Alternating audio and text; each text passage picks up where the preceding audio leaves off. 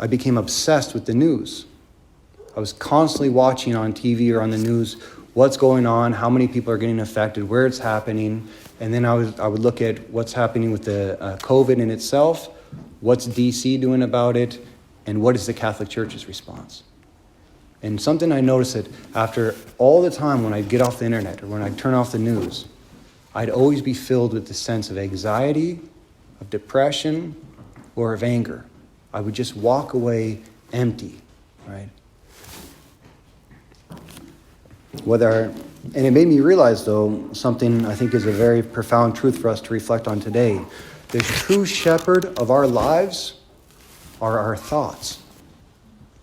What we think about, what we bring into our mind, determines everything we do, everything we become. Even on a psychological level, this is true. There's 3 words: thoughts, feelings, and desires. What I think about determines everything I become as an individual. Because what I think about will determine how I feel. And how I feel will immediately determine what I desire. And what I desire over and over again will determine what my actions become, and then that builds my character. So everything begins with who I am, with my thoughts. So it's a good time for us to perhaps reflect on who are the ones that are feeding my thoughts. What am I filling my mind with? You know, the Latin word in itself, cogitatio, for think. It's really interesting because it's not just a noun, right? It's not just a thing. It's a verb.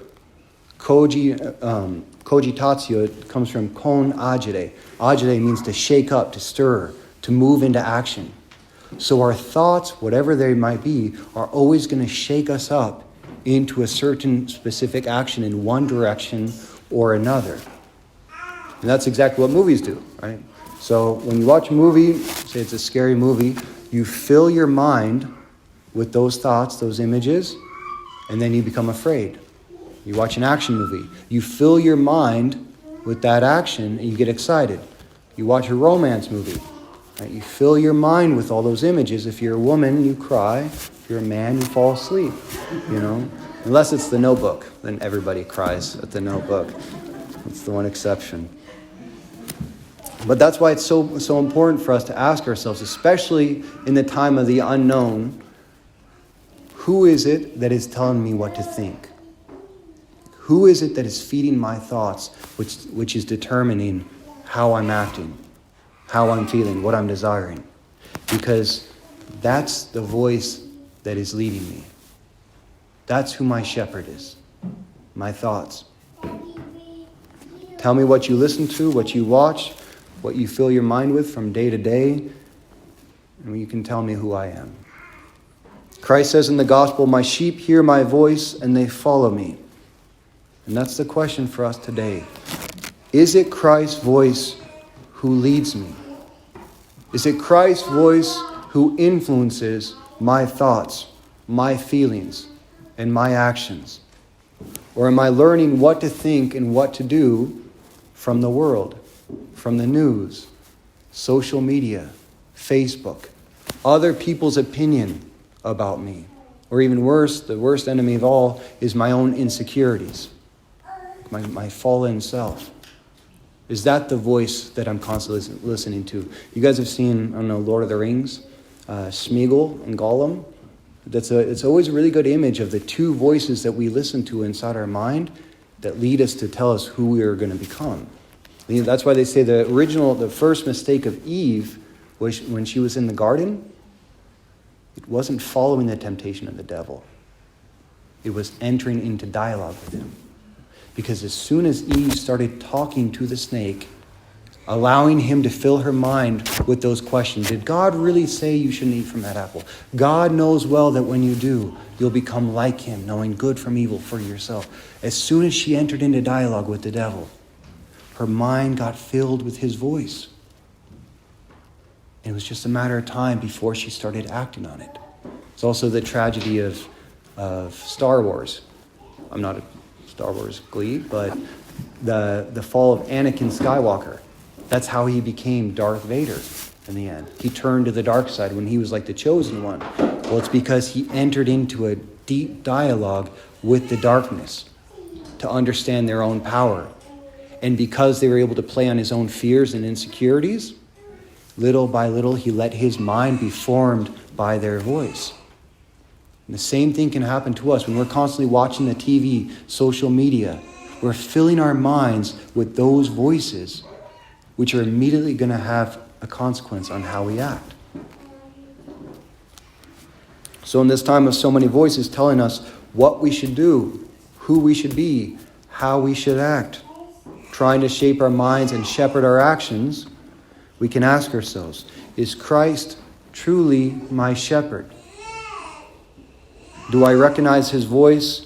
Is he the one that is leading my life? And the one way that you really can know this is like the discernment of spirits, gets right to the heart of it. Are the thoughts that you are having most of the day bringing you peace, joy, hope, surrender? Or is it causing you to become more anxious, afraid, to kind of fall into yourself and despair? Because God, the Father, is the one who speaks.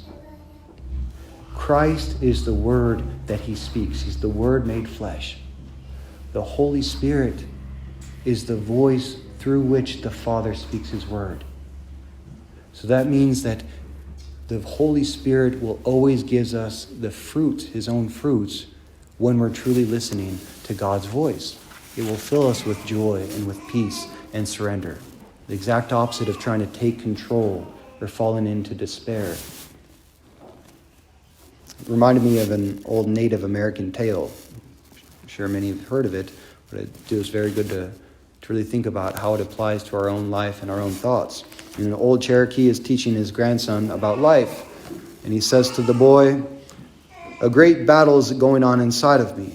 It is a terrible fight, and it is between two wolves. One is evil.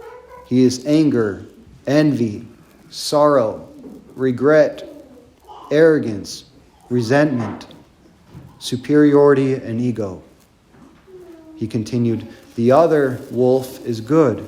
He is joy, peace, love, hope, serenity, humility, kindness, benevolence, generosity, truth, compassion, and faith." And that same fight is going on inside of you and inside of every other person in this world as well. And the grandson thought about it for a minute, and then he asked his grandfather, "Which wolf will win?"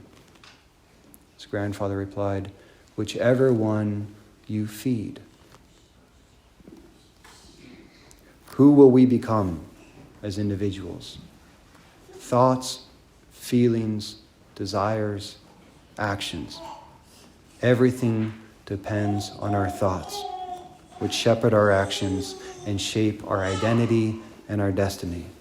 But it all depends on what we're using to feed them with.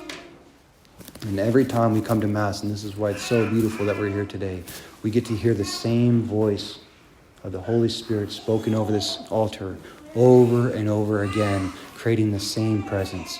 As Christ himself says, "This is my body given up for you." A body that becomes a presence with us right here in the Valley of Tears, in the land of exile.